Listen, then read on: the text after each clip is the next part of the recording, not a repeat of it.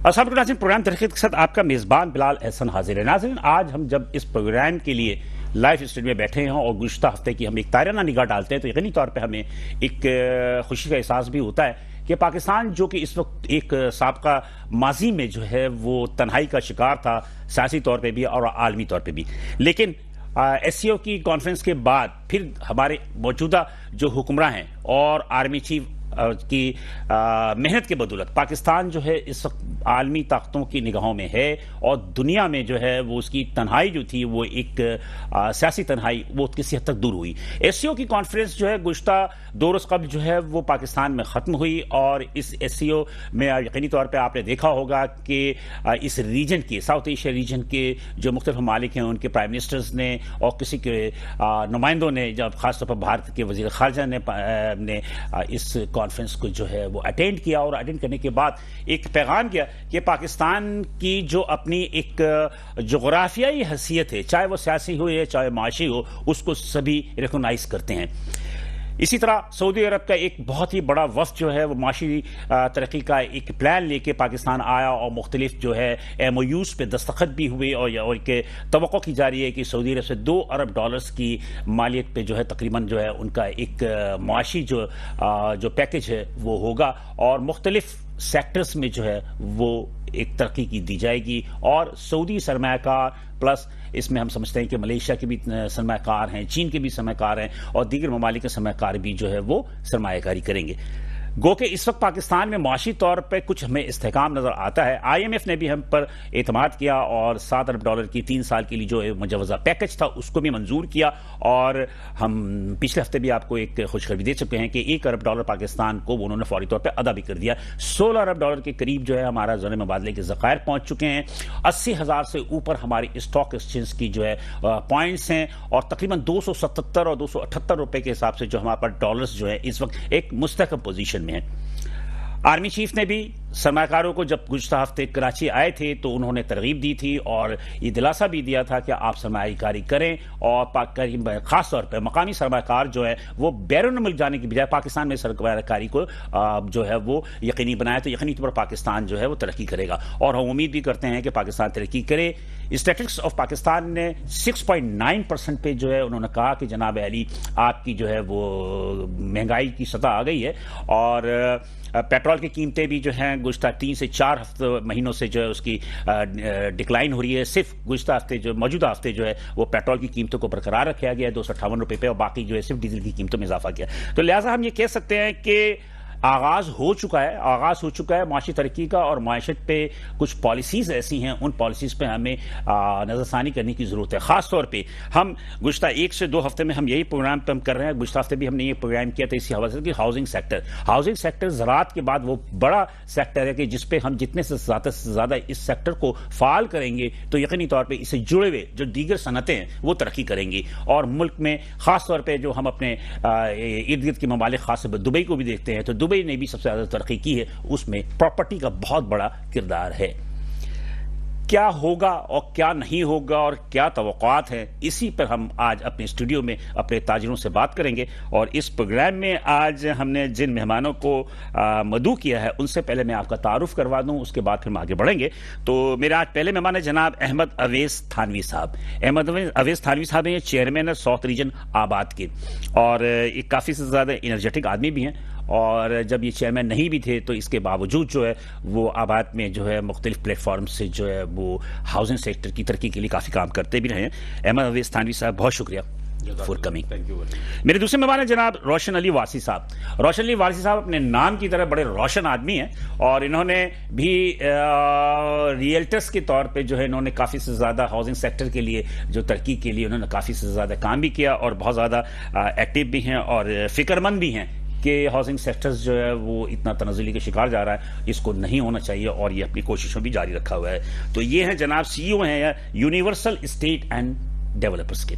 Thank you, बहुत शुक्रिया। और इसके अलावा हम कोशिश करेंगे कि हमारे साथ ऑनलाइन जो है वो इस्लामाबाद से भी तत्सदार ताहिर महमूद साहब को भी लेने की कोशिश करेंगे और जुबैर मोतीवाला साहब को भी TDAP के जो CEO हैं। बहरहाल अभी जो हम शुरू करते हैं अहमद अवैस थानवी साहब से, ये चेयरमैन साउथ रीजन आबाद, साउथ रीजन में कौन कौन से हिस्से आते हैं और वहाँ की एक्टिविटीज क्या है? अस्सलाम वालेकुम जी। सबसे पहले तो बिलाल भाई आपका बहुत शुक्रिया, आपने मदू किया। Thank you sir. मैं गुजारिश का ये गोशगुजार करता चलूं अपने देखने वालों को कि आबाद एक association of builders and developers है जिसमें अल्हम्दुलिल्लाह तकरीबन 1400 से ज़्यादा मेंबर्स हैं ऑल ओवर पाकिस्तान, और ख़ास तौर पे कराची में और आबाद के जितने भी बिल्डर जहां काम कर रहे हैं उनके लिए मैंडेटरी है आबाद की मेंबरशिप लेना, उन तमाम लोगों के लिए जो बिल्डर्स का काम कर रहे हैं यानी बिल्डिंग का काम कर रहे हैं उनके लिए उसके बगैर जो है वो उसका नहीं है। साउथ रीजन में हमारा जो है वो आता है सिंध और बलूचिस्तान। ठीक है। इन 2 चैप्टर का मैं इस साल के लिए मुंतखब हुआ हूँ 2 साल के लिए में। ठीक है, 2 साल के लिए।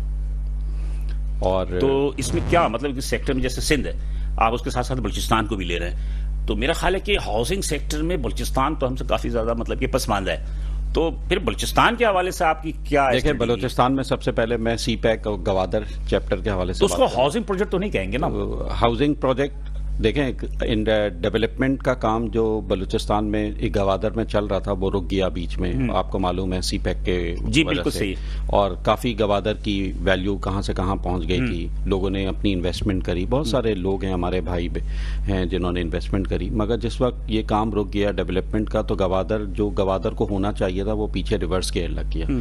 अब कोई नई होप दोबारा शुरू हुई है गवादर चैप्टर के हवाले से, तो इंशाल्लाह ताला तो आप क्या करता है एस चेयरमैन SR मेरी पूरी कोशिश होगी कि हम गवादर चैप्टर को इस तरह भरपूर तरीके से सपोर्ट करें ताकि CPEC 2 जो प्राइम मिनिस्टर ऑफ पाकिस्तान ने अनाउंस किया है चाइना के साथ मिलकर उसके ऊपर काम किया जाए, ताकि जो आबाद के बिल्डर जो कई सालों से परेशान हैं, जिन्होंने वहाँ इन्वेस्टमेंट की हुई है, जिन्होंने वहाँ ज़मीनें ली हुई हैं, वहाँ पे हाउसिंग सेक्टर अनाउंस किए हुए हैं, स्कीम अनाउंस की हुई हैं, वो दोबारा रिवाइव हो, इंफ्रास्ट्रक्चर के ऊपर काम हो, सिक्योरिटी के ऊपर काम हो, तो इंशाल्लाह ताला ये हमारा टारगेट है इस दफ़ा बलूचिस्तान को लेते हुए। ज़ाहिर है बलूचिस्तान में हम गवादर चैप्टर को थोड़ा अच्छा अपलिफ्ट करने की कोशिश करें, मतलब इस दफा आपकी कोशिश ये होगी कि उसको थोड़ा अपग्रेड किया जाए और उसको फाल किया जाए गवादर के हवाले से। तो उस हवाले से कोई आपने स्ट्रेटेजी बनाई? बिल्कुल स्ट्रेटेजी बनाई है और इंशाल्लाह ताला बाय नेक्स्ट वीक और 10-15 डेज हम CM बलूचिस्तान से भी इस हवाले से आबाद के प्लेटफॉर्म से जाके मुलाकात करेंगे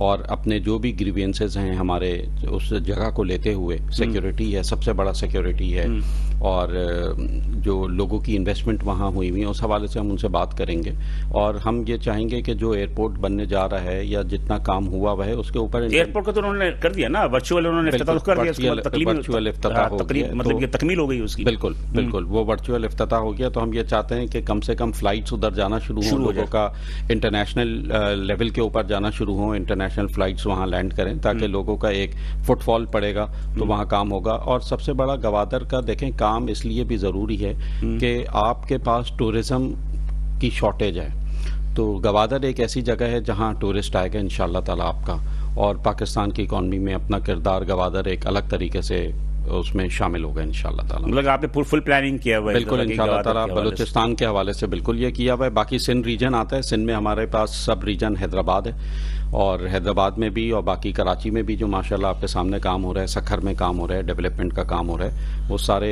रीजन साउथ में आते हैं। नहीं मतलब ये कि मैं थोड़ा सा आपसे पूछ लूँ फिर बढ़ूंगा राशिद साहब की तरफ। मैं ये कह रहा था कि हाउसिंग प्रोजेक्ट तो कराची के अंदर तो बिल्कुल ही ठप पड़ा हुआ है, हैदराबाद में भी उतनी खास नजर नहीं आ रही है मुझे न। देखें ये अभी हम जब वारसी साहब के साथ बैठे हुए थे तो हम ये बात कर रहे थे, मगर जैसे आपने अपने प्रोग्राम शुरू करने से पहले बताया कि नाउमीदी तो नहीं है, अल्लाह का शुक्र है बिल्कुल भी। और चीफ ऑफ आर्मी स्टाफ की 27 सितंबर 2024 वाली मीटिंग से बहुत एक उम्मीद की किरण जागी है। जी बिल्कुल सही कह रहे हैं। उन्होंने इंडस्ट्री के लोगों को बुलाया और वो एक बड़े का किरदार अदा करने वाली बात होती है, तो वो पहली दफ़ा देखा गया, बुलाया और उनको समझाया, और समझाने के बाद जो वहाँ से लोग जिन लोगों ने मुलाकात की, हमारे तकरीबन 12 से 14 एसोसिएशन बिल्डर्स के हमारे लोग थे वहाँ मौजूद, उन लोगों ने कहा कि बहुत होप दिलाइए। और जैसे टैक्स नेट के ऊपर बात हुई, हाँ। और डॉलर रेट के हवाले से बात हुई, फॉरेन इन्वेस्टमेंट के हवाले से बात हुई, तो जाहिर है जो लोग ये सोच रहे थे कि अपना कारोबार धंधा बंद करके हम पाकिस्तान से बाहर चले जाएं, या हमारे बच्चे जो यहाँ रहना नहीं चाहते पाकिस्तान से बाहर जाना चाहते हैं, तो उन लोगों को भी थोड़ी उस मीटिंग के बाद होप हुई है कि उम्मीद आई है और उसके रिजल्ट नजर आना शुरू हो गए। गुड, अल्हम्दुलिल्लाह उसके रिजल्ट नजर आना शुरू हो गए। मुझे उम्मीद है कि इंशाल्लाह जैसे आपने फरमाया कि एक हफ्ता पहले आपने हमारे चेयरमैन के साथ प्रोग्राम किया, जी जी बिल्कुल, और एक हफ्ते के बाद हम ये प्रोग्राम में बैठे हुए हैं, तो मैं इन्हीं 5-6 दिनों में ही कुछ ना कुछ प्रोग्रेस अल्हम्दुलिल्लाह उस मीटिंग के हवाले से जो 27 सितंबर को COS ने की है, तो उसके मरात नजर आना शुरू हो गया इंशाअल्लाह ताला। और मज़ीद आएंगे। जी रोशन साहब, आप तो एक तवील वक्फा हुआ, फिर आप ऑस्ट्रेलिया चले गए, ऑस्ट्रेलिया से फिर वापस आया आप फिर मेरे पास हाजिर हुए। क्या मायूस होकर चले गए थे ऑस्ट्रेलिया, या ऐसे वेकेशन वगैरह गुजारने के लिए चले गए थे?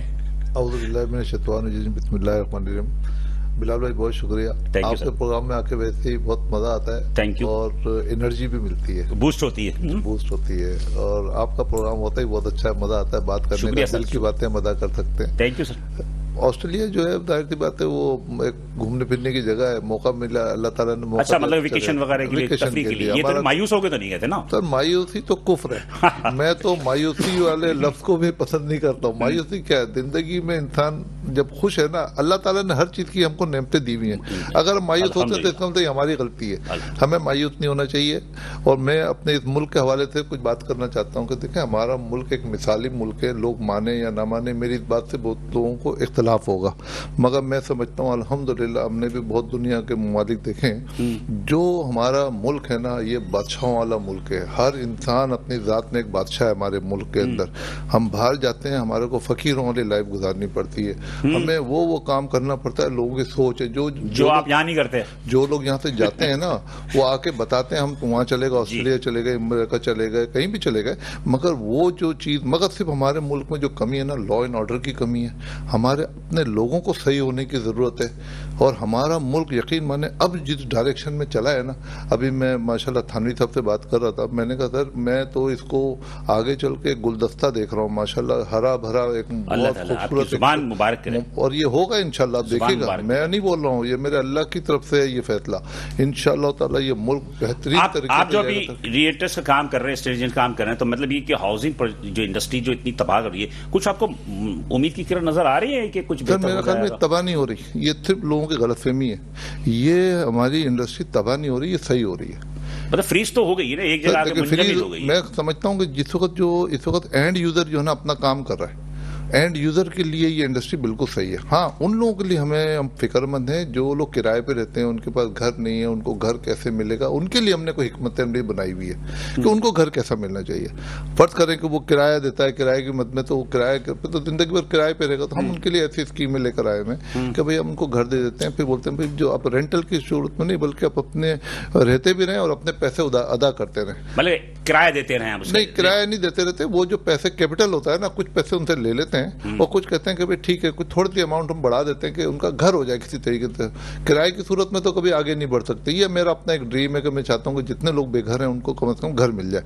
ये हर आदमी अपने तौर पे कोशिश तो करता है ना। तो आपने कोई इनिशिएटिव लिया इस पे? कर रहे हैं हम लोग अपने तौर पे, माशाल्लाह ये काम करते हैं। किसी के पास हम पहले सबको बुला के अपने ऑफिस में पूछते हैं कि भाई आपके पास क्या बजट है, आपके पास कितने पैसे हैं, हम आपकी क्या मदद कर सकते हैं, क्योंकि हम उनके डॉक्टर हैं, हम उनके सर्जन हैं। वो हमें बताते हैं हमारे पास इतने पैसे जमा हुए हैं, फिर हम उनको फार्मूला बताते हैं, इतने पैसे में हम ये कर सकते हैं कि चलें बुकिंग में आपको ये बंगला दे देते हैं, तैयार बंगला दे देते हैं कि भाई इसमें रहना शुरू कर दें, तैयार अपार्टमेंट देते हैं कि ले लें, 50% पेमेंट देते हैं, आप रहना शुरू कर दें। उनके पास गुंजाइश यही होती है। 50% पेमेंट के लिए हम उनको साल 2 साल का टाइम दे देते हैं। इस तरीके से उनका घर बन जाता है। ये मैं समझता है खिदमत भी है और एक इबादत भी है। तो आपने इस पे क्या शुरू कर दिया? आपने काम कर अभी से नहीं कर रहे, हम तो गुज़श्ता 20 साल से ये काम कर रहे हैं। अल्हम्दुलिल्लाह उसी दुआओं का नतीजा है ना सर, उसी दुआओं का नतीजा है। इस मुल्क के अंदर जितना पोटेंशियल है, इस मुल्क की आवाम को सिर्फ थोड़ी सी डायरेक्शन सही होने की जरूरत है। हमारे मुल्क में जो सबसे बड़ी बीमारी हो गई है ना, एक मोबाइल की बीमारी है कि मोबाइल का गलत इस्तेमाल हो रहा है, सोशल मीडिया का गलत इस्तेमाल हो रहा है। प्लस ये जो हमारे यहाँ जो आवाम जो सो के उठती है ना 3-3 बजे, फिर बोलती है हम परेशान हाल है, तो वो लोग परेशान ही रहेंगे जो लोग देर से उठेंगे। सबसे पहले अपनी इस्लाह करने की जरूरत है। चीफ ऑफ आर्मी स्टाफ साहब के हवाले से मैं बता दूं, जैसे भाई साहब ने मेरी बात की, ये एक मर्द मोमिन है, इसने बेड़ा उठाया है। ये मुल्क इंशाअल्लाह ताला अल्लाह इनको भी जिंदगी दे, हमारे तमाम आर्मी अफसर को सबको जिंदगी सेहत दे, हमारे हुक्मरानों को भी अकल समझ दे, उनको भी जिंदगी सेहत दे। सर ये जिस तरीके से जब ये अपनी जानों का नजराना पेश करना जानते हैं ना, तो सर इन्हीं की जिम्मेदारी है मुल्क को भी सही करना। बिल्कुल सही कह रहे हैं। बाकी जो सियासतदान है ना सर, ये मुल्क का ये अपनी जान का नजराना नहीं देते, ये अपनी सियासत करते हैं, अच्छे काम भी करते हैं और गलत काम भी हो जाते हैं उनसे, मगर जो आर्मी जो ना हमारी सर, ये फ्रंट लाइन पे जाके जान का नजराना पेश करती है, अपने सीने अपना छाती पेश करके शहादत नोश करती है। घरों में जो है ना शहादतें किनकी होती हैं? यही आर्मी की। हम इनको बुरा नहीं बोलते। तो आप ये समझते हैं कि पाकिस्तान की जो पॉजिटिव चेहरा है उसको दुनिया में मुतारिफ कराने में आर्मी चीफ का बहुत बड़ा किरदार है? बिल्कुल ऐसे ही है, बिल्कुल ऐसे, दो राय नहीं। और मेरा ख्याल है कि आपके पॉलिटिशियंस पे दुनिया इतना एतबार नहीं करती जितना कि आपकी एस्टैब्लिशमेंट भी करती है। अब तो सर हमारे जो पॉलिटिशियन है माशाल्लाह वो भी अच्छा काम कर रहे हैं, क्योंकि देखें जब आपकी क़यादत अच्छी है ना, आपका जो सरबरा घर का सही होगा ना, तो सर नीचे वाले खुद ही सही काम करेंगे। अब हमारे रियल एस्टेट के हवाले से मैं आपसे कोई बात करना चाह रहा हूँ कि हमारे यहाँ जो कमी है ना सर इस वक्त, जैसे कि इंटरेस्ट रेट जो है ये थोड़ा सा 17% आ गया। हाँ तो हो गया सर, अभी इंशाल्लाह सिंगल डिजिट पे आएगा। हाँ, उम्मीद तो ये है कि आएगा।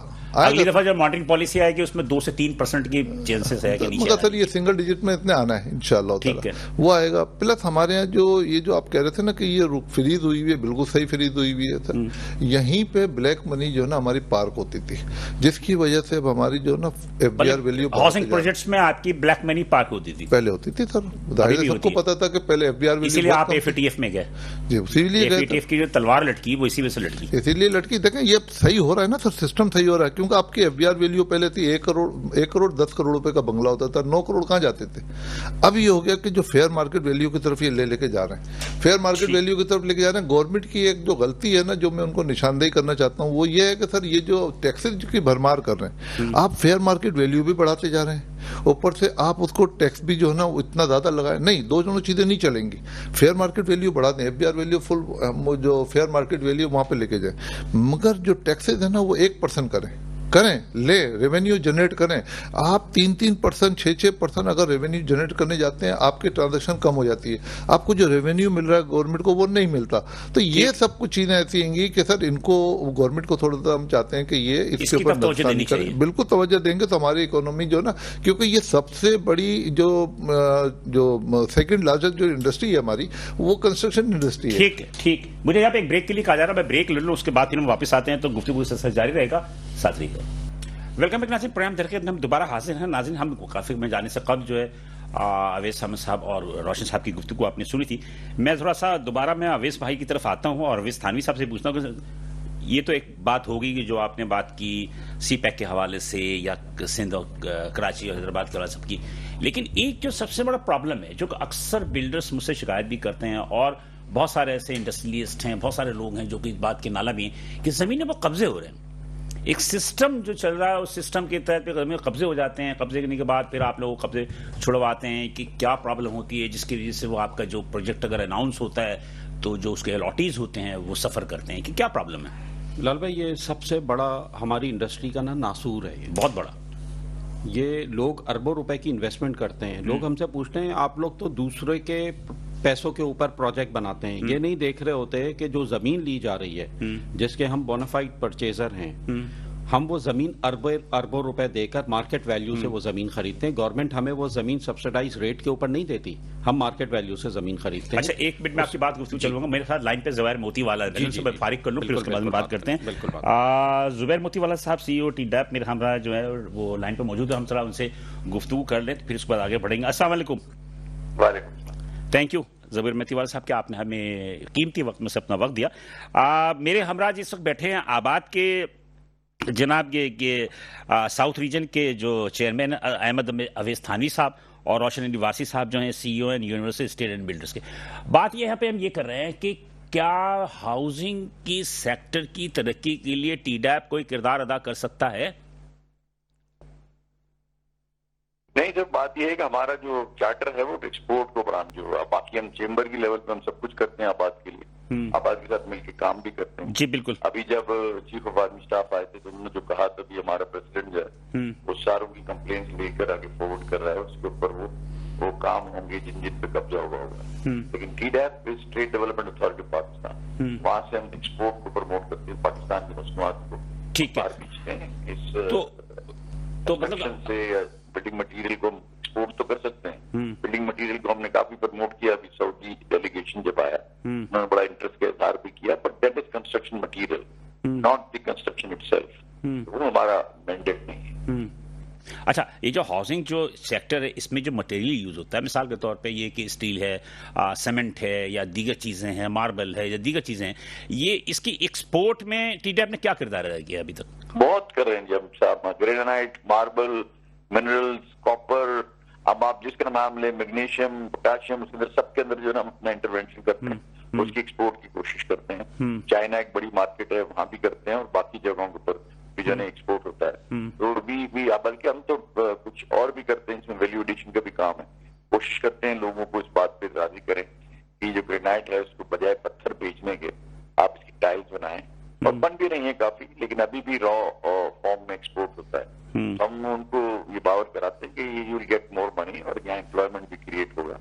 तो तमाम जैसे भी जो भी आपके जिसका भी नाम लें, तो जुबैर साहब, आप तो बीएमजी ग्रुप, बिजनेसमैन ग्रुप, जो कराची चैम्बर ऑफ कॉमर्स का बरकरार ग्रुप, उसके चेयरमैन भी है।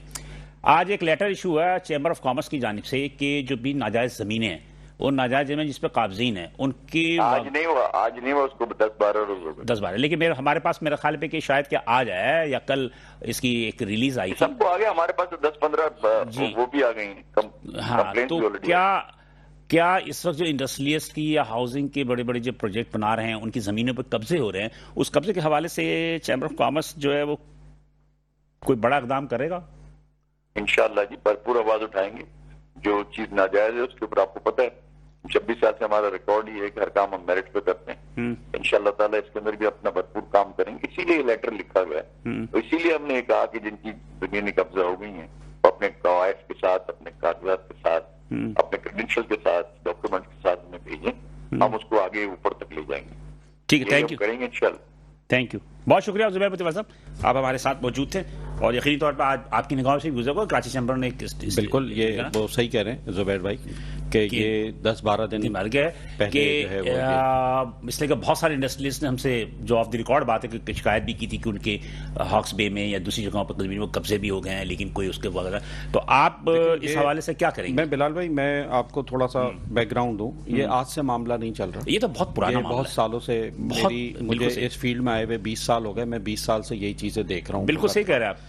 हमारी भी ज़मीनें, उन पे भी कब्जे हैं, दोस्तों की ज़मीनें, उन पे कब्जे हैं। अब सिलसिला क्या होता है, सबसे बड़ा इशू क्या है कि फेक डॉक्यूमेंट्स के ऊपर कब्जेदार आकर बैठ जाता है।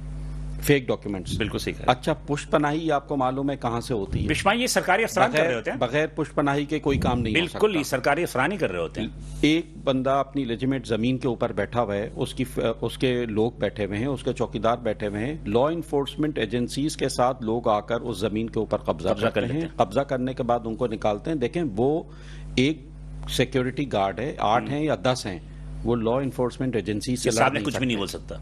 अगर कोई सिविलियन आए तो वो लड़ेंगे, मगर जब लोग ही वर्दियों में आ जाएं तो आप किससे लड़ेंगे? स्टेट से तो कोई भी नहीं लड़ सकता। ये बड़ा एक इशू है, और उसमें फिर बहुत सारी किस तरह पे, मतलब कि आप देखें, आप जहां जिसका जोर चल जाए, डीएचओ को हटा दें। अच्छा, जहां जिसका जोर चल जाए वहां पे जो है ये मामलात हैं। ठीक है, तो आप यहां से चलें और कराची के सबब्स एरिया में चले जाएं, मतलब कि आप नूरियाबाद की तरफ नूरियाबाद भी चले जाएं, आगे चले जाएं, जामशोरो चले जाएं, दादू चले जाएं, हैदराबाद के एरिया तक, मेन हाईवे के ऊपर बहुत सारी जमीनें जिनके ऊपर कब्जे होते हैं, और कब्जे उन ओनर्स के ऊपर होते हैं जिन्होंने 40-40 साल से जमीनें संभाली हुई हैं। तो वागुजार हुई, छोड़ी है वो जमीनें। देखें सिलसिला यह है कि जो थोड़ा रिटेलिएशन कर लेते हैं और इदारों को दरवाजे खटखटा देते हैं और अपने ताल्लुकात इस्तेमाल कर देते हैं, उनकी जमीनें छूट जाती हैं। इसलिए आपका सबसे बड़ा काम तो यही है मेरा ख्याल है। और बहुत सारी जमीनें, मैं एक और चीज आपको बताऊं, जो हाईवे साइड और अदर आगे निकल जाते हैं हैदराबाद की तरफ, इन जमीनों की एंट्रीज उड़ा दी। यानी जो 40-50 साल से उस जमीन के मालिक हैं, जब वो इदारे में वेरिफिकेशन करने जाते हैं तो पता चल रहा है ये जमीन ही नहीं है। तो ये भी बहुत मसाइल है। तो वो कहाँ चले गए? एंट्रीज गायब। सरकार का इदारा है, सरकार बैठी हुई है, एंट्रीज गायब। अब आप मत्था मारते रहें, वो आपकी वेरिफिकेशन ही नहीं होती, क्या करेंगे?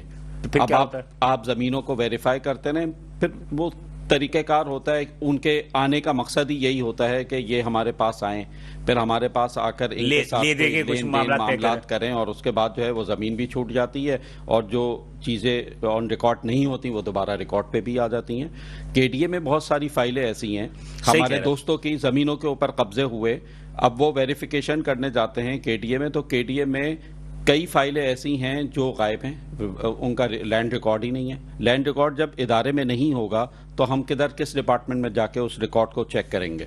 तो वो तो फिर फेक डॉक्यूमेंट कोई भी बनाकर आ जाए। आपके घर के ऊपर कल अगर केडीए में आपके घर की फाइल नहीं है और वारसी साहब या मैं आपके घर की फाइल बनाकर आ जाएं, सच्चा दावेदार कौन होगा? आप होंगे। सही बात है, वो तो बाद में लड़ाई झगड़ा होता है। ये बहुत बड़ा इशू है, लॉ एंड ऑर्डर का बहुत बड़ा इशू है। कई जमीनों के ऊपर ऐसे कब्जे हुए हैं जहां लोगों की उसके लिए क्या हिकमत अमली बनाई है आप लोगों ने? देखें, हिकमत अमली, हम तो इदारों को दरवाजे खटखटा रहे हैं। हमने चीफ ऑफ आर्मी स्टाफ ने कहा उस दिन 27 सितंबर, जिसको मैं आपने भी कोट किया, वारसी साहब ने भी कोट किया, उन्होंने एक वर्ड यूज किया उस मीटिंग में, स्मैश द सिस्टम। अच्छा, ये बड़ा एक मजबूत वर्ड है। Very good. तो अगर उनका अगर विजन ये है कि बिल्कुल स्मैश कर देंगे इस लैंड ग्रैबिंग को, तो मेरे ख्याल से इस मुल्क में, इस शहर में जितनी तरक्की होनी है ना, लोग इंशाल्लाह ताला देखेंगे। और अगर हमने आर्मी चीफ को भी लिखना शुरू कर दिया है लैंड ग्रैबिंग के हवाले से, हमने कोर कमांडर को भी लिखना शुरू कर दिया है, रिस्पॉन्स आ रहा है? रिस्पॉन्स आना शुरू हो जाएगा, बिल्कुल आना शुरू हो जाएगा। और जैसे जुबैर मोतीवाला साहब ने चैम्बर को ऑनबोर्ड किया, अवैस थानवी साहब एक मजबूत उम्मीदवार बैठे, तो यकीन में आता है कि वो लाजमी से जुबैर साहब ने अभी फरमाया ना कि चैम्बर की तरफ से भी उन तमाम स्टेक होल्डर्स को कहा गया है कि अपनी जमीनों के कागज जमा कराएं, हम आपके लिए आवाज उठाएंगे। वो तो कह रहे हैं कि 10-12 आ भी गए। जब तमाम लोग एक फोरम के ऊपर खड़े होकर एक ही इदारे को खटखटाएंगे तो काम क्यों नहीं? अच्छा खैर, अवैस भाई, मैं आपको थोड़ा सा इंटरप्ट करूंगा कि मेरे साथ इस वक्त लाइन पे मैं आऊंगा, रोशन साहब थोड़ी सी मतलब मेरे साथ इस वक्त लाइन पे मौजूद है जनाब सरदार ताहिर महमूद साहब। ये है जनाब सदर है, ये फेडरेशन ऑफ रियल्टर्स पाकिस्तान के सदर है, traders welfare association F8 Islamabad के, और executive member Islamabad chamber of commerce के। तो ताहिर महमूद साहब, अस्सलाम वालेकुम। जी वालेकुम सलाम सर। सर बहुत शुक्रिया कि आपने मेरे लिए थोड़ा सा वक्त निकाला कीमती वक्त में से। ताहिर साहब, मेरे हमरा इस वक्त मौजूद है अहमद अवैस थानवी साहब, जो कि चेयरमैन साउथ रीजन आबाद हैं। इसके अलावा रोशन अली वासी साहब हैं, ये CEO हैं universal state and builder and developers से, ये हमारे में मौजूद है। मुझे थोड़ा सा सरदार साहब, मेरी एक मुलाकात भी हुई थी आज गुज़श्ता 1-2 बरस पहले आपसे इस्लामाबाद में भी। ये रियल्टर्स के हवाले से बहुत ज़्यादा एक तहफ़्फ़ुज़ात हैं कि हाउसिंग सेक्टर जो बिल्कुल तबाह बर्बाद हो गई है, ख़ासतौर पर सिंध में। तो इस हवाले से आप क्या कहना चाहेंगे? थैंक यू वेरी मच जी, आपका बहुत बहुत शुक्रिया। जो हाउसिंग का सेक्टर है, इसमें बेसिकली सबसे जो इम्पोर्टेंट चीज ये है कि वो प्रायोरिटी गवर्नमेंट ऑफ पाकिस्तान की क्या है। तो इस वक्त अगर हम देखें तो रियल स्टेट और कंस्ट्रक्शन के शोबे के लिए गवर्नमेंट ऑफ पाकिस्तान उसकी प्रायोरिटी लिस्ट में शायद बहुत नीचे नंबर्स पे है। इसी वजह से आपने देखा होगा कि 2022 तक पाकिस्तान से $12 बिलियन से ज्यादा की खतीर रकम बैरून मुल्क मुंतकिल हुई, और उसके बाद 20 से 30% एटलीस्ट, और उससे 2022 के बाद से जो 2 साल मजीद हैं, तो इनमें कुछ 30% मजीद सरमाया बाहर मुंतकिल हुआ। यहाँ इस्लामाबाद में हर प्रॉपर्टी सेल होती है, तो हर तीसरी प्रॉपर्टी की जो रिक्वायरमेंट है वो सौदा इस बुनियाद पे होता है कि आपने मुझे पैसे मुल्क से बाहर देने हैं, चाहे कनाडा देने हैं, दुबई देने हैं, यूके देने हैं या अमेरिका देने हैं, मुल्क से बाहर पैसे देने हैं। तो चूंकि गवर्नमेंट ऑफ पाकिस्तान की प्रायोरिटी नहीं है, हालांकि इस वक्त हम तकरीबन 20 मिलियन हाउसिंग यूनिट्स की डेफिशिएंसी में है, और हर साल इसमें 0.7% का इजाफा होता जा रहा है। बिल्कुल सही कह रहे हैं। और पाकिस्तान से जो सरमाया निकला है वो भी 7E की वजह से, 236C और के जो हाई रेट्स हैं उनकी वजह से, इन टैक्सों की भरमार की वजह से, तो ये जो सरमाया निकला है तो वो दुबई में जाके या UAE में जाके जो लगा तो वो भी कंस्ट्रक्शन में ही लगा है, वो किसी और शोबा में नहीं लगा। नहीं सरदार साहब, मैं थोड़ा सा इंटरप्ट कर रहा हूं आपको। मैं अब ये कह रहा था कि सिंध में तो तकरीबन समझिएगा हाउसिंग जो इंडस्ट्री है वो तकरीबन जो है वो ना होने के बराबर है, बिल्कुल ही खत्म होने के करीब है। पंजाब में फिर भी हर सूरत हाल, इस्लामाबाद में सूरत हाल तो कुछ बेहतर है। देखिए जी, मैंने आपको जैसे पहले भी बताया कि गवर्नमेंट की प्रायोरिटीज में नहीं है, तो यहाँ अप्रूवल्स के बहुत ज्यादा इश्यूज हैं। अप्रूवल का इशू ये है कि जो भी डेवलपमेंट अथॉरिटी है, चाहे वो एलडीए हो, चाहे वो आरडीए हो, चाहे वो सीडीए हो, सब के सब लोग और अभी 2-3 दिन पहले सीएम साहिबा ने अप्रूवल्स के ऊपर पाबंदी लगा दी। यानी हमारे पूरे डिवीजन में पिछले 2.5 साल के अरसे में, 3 साल के अरसे में ऑलमोस्ट कोई एक सिंगल हाउसिंग सोसाइटी को अप्रूवल नहीं मिल सका। जब आप लोगों को काम करने देना ही नहीं चाहते तो फिर आपका हाउसिंग का सेक्टर कैसे? गवर्नमेंट का तो ये हालात हैं कि हमारे E12 जो है वो आज से 45 साल पहले सीडीए ने लोगों को बेचा था।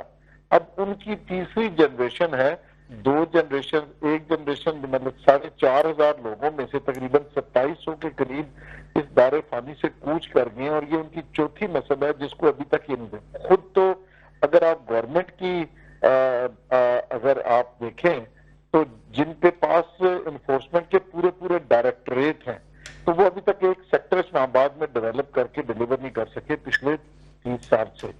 वैसे बहरहाल तो जो प्राइवेट लोग काम कर रहे हैं, आप इस वक्त 24 लाख की आबादी है हमारे इस्लामाबाद की, और इसी तरह पिंडी में भी देखें तो पिंडी में भी 3 मिलियन से ज्यादा की आबादी है। तो ये लोग कहाँ जाके आबाद हुए हैं? पाकिस्तान जो अर्बन इस्लामाबाद है उसमें 8 से 9 लाख लोगों की गुंजाइश थी, बाकी सारे लोग इस्लामाबाद की वसीलिटी में आबाद हुए हैं। जब लोगों को वक्त के ऊपर अप्रूवल्स मिली, वहां पे कम सरदार साहब, वो तो मुझे सिर्फ एक छोटे से वक्त में, बिल्कुल छोटे से मतलब के स्टेटमेंट से बता दीजिए कि क्या आप समझते हैं कि मौजूदा गवर्नमेंट जो है रियल सेक्टर को, जो है रियल एस्टेट सेक्टर को जो मजीद टैक्स लगाने की बात कर रही है, इस पे आप लोग क्या मज़ाहमत कर रहे हैं, या आप समझते हैं कि मौजूदा गवर्नमेंट जो है, खासतौर पर आर्मी चीफ या प्राइम मिनिस्टर ने ये एक होप है कि हाउसिंग सेक्टर को थोड़ा फाल करना है, कि इससे बहुत सारी चीजें इससे जुड़ी हुई हैं, तो आप लोग क्या कहना चाहेंगे आप इसमें? जी, वो तो हम चले करेंगे, लेकिन एक दफा ये सारा कुछ करके इनको देख लेने दें। जो थोड़ा बहुत बेड़ा गर्क होना रह गया है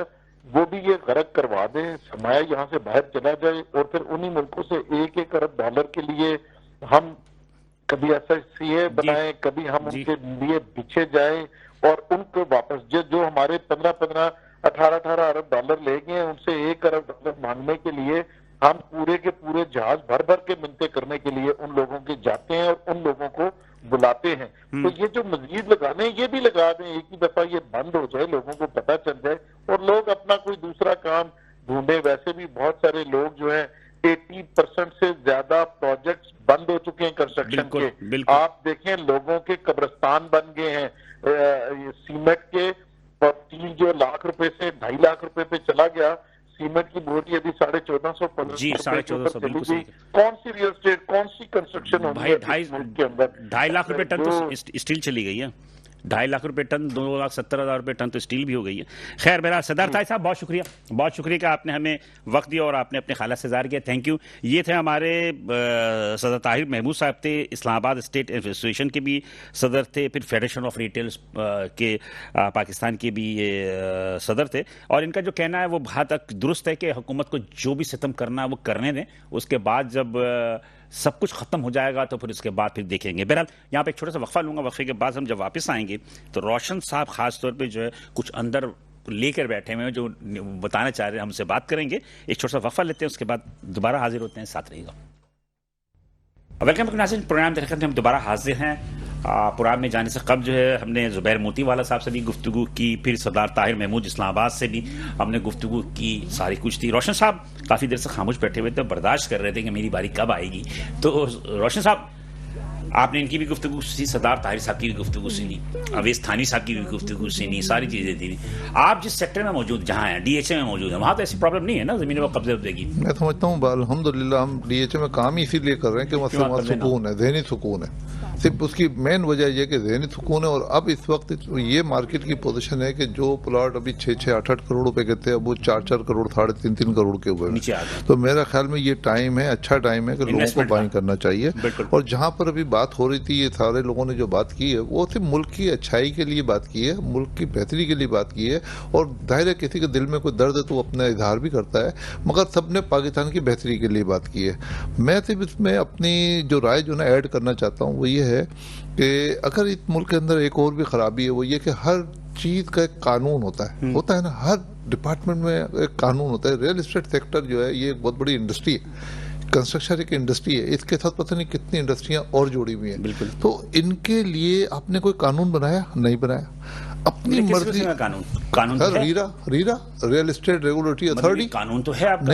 नहीं है कहाँ है? हम अगर कोई ट्रांसफर करते हैं, किसी से सेल परचेज करते हैं, क्या कानून? बहुत माजरत के साथ, आप डिफेंस में बैठे हैं तो मैं कुछ नहीं कर सकता, लेकिन पूरी कराची के अंदर रियल्टर्स जो है वो सट्टा खेल रहे हैं। देखें, मैं उसी तरफ आ रहा हूँ, आपकी बात को मैं आपकी बात ये खत्म हो जाएगा ना सर। रीरा ले आए आप, उसकी वजह से सर रीरा लेकर आ जाए, ये चीज खत्म। 45 देख लें, तेसर टाउन देख लें, क्या मैं आपको इवन के बहरिया टाउन ले लें, बहरिया टाउन की जमीनों को आसमान पर पहुंचाया। इसमें ऐड कर दूं कोई चीज? जी, जो आप प्लॉटों की कीमतों की बात कर रहे हैं ना, ये सरासर आवाम के साथ नाइंसाफी है जो इस वक्त प्लॉटों की कीमतों की। भाई पहले उनसे जवाब लेने दें मुझे।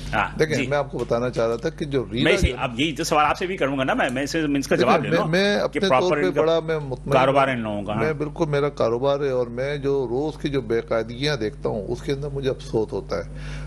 हर स्टेट एजेंट जो है ना अपना ऑफिस खोल के बैठ जाता है। अच्छा, रजिस्ट्रेशन का कोई निजाम नहीं है? तब मैं वही बताना चाह रहा हूँ। देखें, असल में बेसिक गलती क्या है मैं बताऊं, क्योंकि मैंने खुद रीरा का कोर्स किया हुआ, मैं जानता हूँ रीरा क्या है। रीरा आपको कानून फराहम करता है कि आप उस कानून से हटके कोई काम नहीं कर सकते, कोई इन्वेस्टमेंट नहीं कर सकते। ये जितनी भी अदालतों में केसेस चल रहे हैं ना, मोर देन 75% जो केसेस है अदालतों में वो प्रॉपर्टी के हैं, जायदाद के हैं।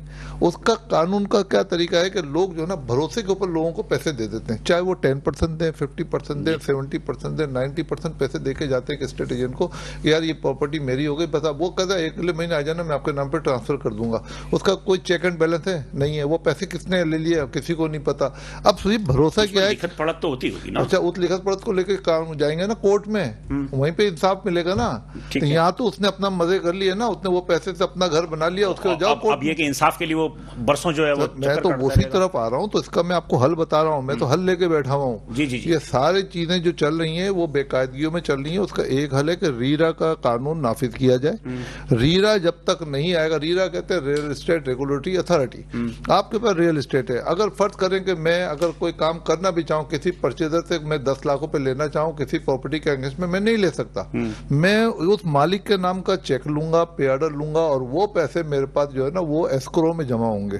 जिस दिन जितनी भी पेमेंट है, चाहे वो बुकिंग की मद में हो या सेल परचेज की मद में हो, वो रीरा के कानून के मुताबिक वो आपको जो है वो एस्क्रो अकाउंट में जमा होंगे, बैंक में जमा होंगे। अच्छा, बैंक पाबंद है ये कानून के तहत कि जिस दिन आप उसके नाम पे प्रॉपर्टी ट्रांसफर करेंगे उस वक्त ये जो पैसे हमने बैंक में एस्क्रो में रखे हुए वो पैसे उसको दिए जाएंगे। आप मुझे बताएं, जब ये कानून आएगा तो यहाँ पे जितने फ्रॉडी हैं उनका तो उनकी दुकानें बंद हो जाएंगी। ये अदालतों में जो केसेस चल रहे हैं वो खत्म हो जाएंगे। यकीन माने, अदालतों में जो जजेस हैं इनकी हमको नफरी कम करनी पड़ेगी। वकील जो ना अपना ये पेशा छोड़ देंगे। ये सिर्फ ये कारोबार चली थी बेकायदगी वजह से, तो रीरा का कानून सबसे पहले नाफिज करें। प्लस और सिर्फ रीरा से पूरा नंबर बताइएगा, रीरा का मकसद क्या है? Real estate regulatory authority. अच्छा, ये होता है, ये कानून है जो कि पूरी दुनिया में है। पूरी दुनिया में जो रियल एस्टेट का और कंस्ट्रक्शन का जो कारोबार चलता है वो रीरा के तहत चलता है। हमारे यहाँ अपनी मदद आपके तहत चलता है और जोर बादू पे चलता है हमारा ये कारोबार। तो जब मुझे बताएं, जैसे हमारे ये जो थानवी साहब अभी फरमा रहे हैं, ये सिर्फ ये कानून ना होने की वजह से इनको ये मुश्किलात आ रही हैं। जुबैर मोती, ठीक है, मेरे पास टाइम कम है इसलिए समझ कह रहा था। जी, कुछ कह रहा था, आप जल्दी से बताइए ताकि फिर। अच्छा, मैं ये कह रहा था कि एक तो जो आप लोग बात कर रहे थे, मैं जो प्लॉटों की वैल्यू की बात कर रहे थे ना, प्लॉट कहां से कहां पहुंच गए, इसका डायरेक्टली इम्पैक्ट आता है जो एंड यूजर है उसके ऊपर। इनको करना चाहिए हमारी अथॉरिटीज को कि इलीगल कंस्ट्रक्शन को रोकें, और जो हमारे बिल्डर भाई हम लोग या जो भी जो गलत काम कर रहे हैं उनको रोकें। तमाम लोगों को टैक्स नेट के ऊपर लेकर आए, टैक्स के अंदर लेकर आए। इनके ऊपर इनके जो हैं, जो हम टैक्स चोरियों में और इनमें चीज़ों में इन्वॉल्व रहते हैं उसमें लेकर आए। और जो एक हमारा कानून है ना कि 20% हम रेगुलराइज करा लेंगे, वो कानून भी ख़त्म होना चाहिए। एज पर बिल्डिंग लॉ आप बिल्डिंग बनाएं, उसके अंदर कोई एक्स्ट्रा आप काम ना करें। आपकी वैल्यू खुद ब खुद, क्योंकि वो हम एक्स्ट्रा काम करते हैं उससे वैल्यू बढ़ जाती है, एडिशनल सेलेबल एरिया मिल जाता है, चीजें हो जाती हैं। अगर ये रुक जाएंगी तो आपकी प्रॉपर्टी वैल्यू भी थोड़ी बहुत नीचे आएगी। ठीक है जी, थैंक यू सर, दोनों आजाद का बहुत शुक्रिया कामयाब। इसलिए बात यह है कि थोड़ा टाइम कभी मसला रहा कि मौजू बहुत बड़ा है और वसत वाला मौजू है, और यकीनी तौर पे हम आइंदा हफ्ते भी हम कोशिश करेंगे कि किसी गुफ्तगू को हम मज़ीद आगे बढ़ाएं। बात यही है कि पॉलिसी मेकर पॉलिसी को अगर दुरुस्त तरीके से स्टेक होल्डर्स की मशावरे से लेकर चलें तो बहुत सारे मसाइल हल हो सकते हैं। बिलाल हसन को इजाज़त दीजिए, अगले हफ्ते इसी दिन इसी वक्त आपसे दोबारा मुलाकात होगी। उस वक्त अल्लाह हाफ़िज़।